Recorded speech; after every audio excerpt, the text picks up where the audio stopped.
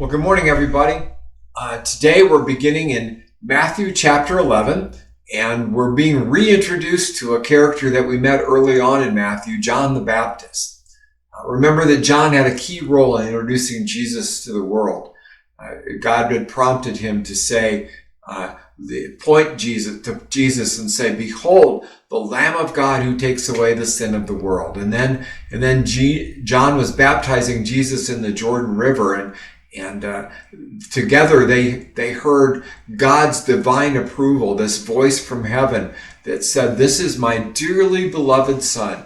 He gives me great joy."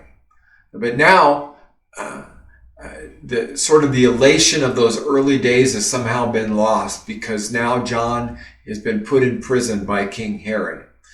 John had preached and actually embarrassed King Herod Antipas, because Herod Antipas had stolen his brother's wife, Herodias.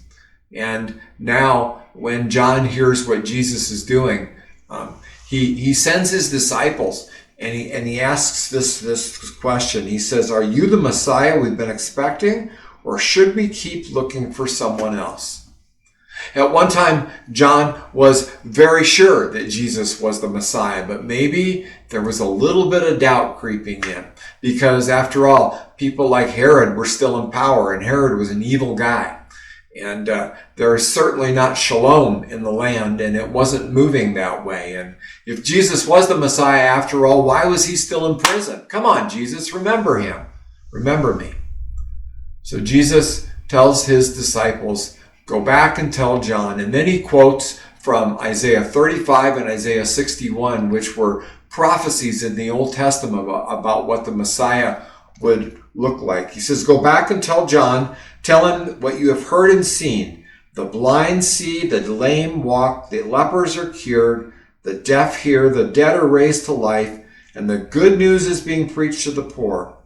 And tell him, God blesses those who do not turn away from me." Now, I think it's very easy to relate to John's questions, don't you? Jesus was not saying John was lacking faith. In fact, he says John was, of all the people in the world who have ever lived, there was no one greater than John the Baptist. Jesus tells John that, yes, he is the Messiah. He is the king, but his kingdom is here, but it's not fully here yet. There are still some aspects of it being worked out. In this case, John died in prison.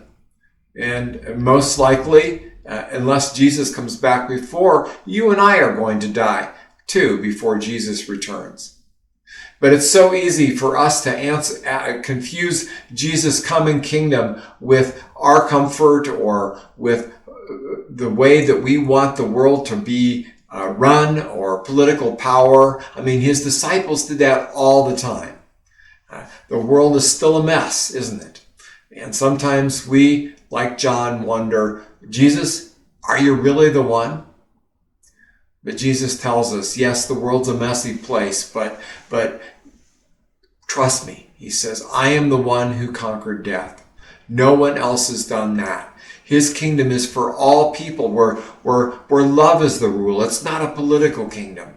And now he calls us to live out his grace and truth through faith in our lives. And though we don't know the details of the future, his resurrection gives us clarity for the direction of the future. And he also calls us to give others hope by telling them that Jesus is Lord, and by loving them and as he has first loved us. So is Jesus the one? Absolutely he is. And so go and be encouraged and live in confidence today.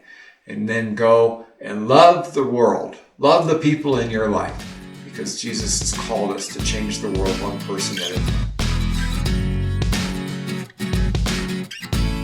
If these devotional videos are helpful to you, subscribe to our channel and click the notification button so you know when we post a new video. And of course, please share them with others.